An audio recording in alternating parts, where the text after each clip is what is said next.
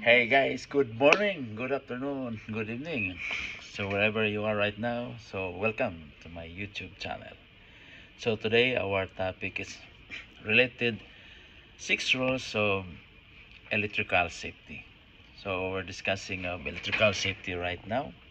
So we will start with number 1. What is number 1 safety rules? That is the most important thing. I'm discussing 1 to 6. Okay. Number 1, enough clearance from energized parts must be provided to avoid accidental contact with them.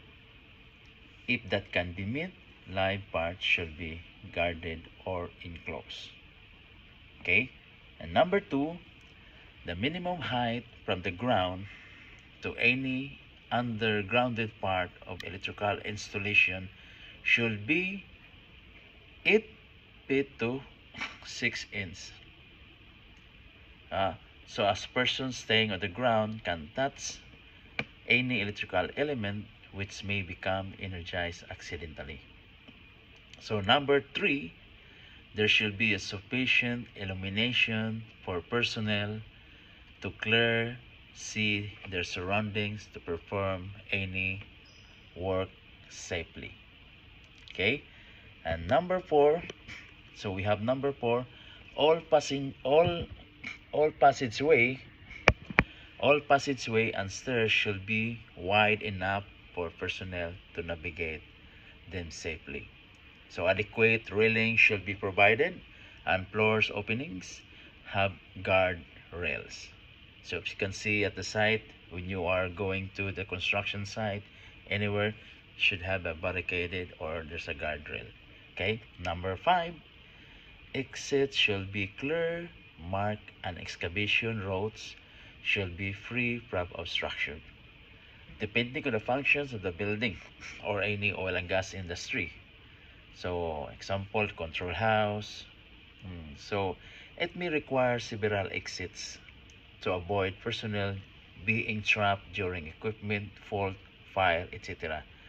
Sometimes, guys, it's happening during a fire drill. Okay, so everyone just has like only an example of fire drill, so everyone don't know where they are going. So that's why exit should be clear and understandable. So English, Arabic.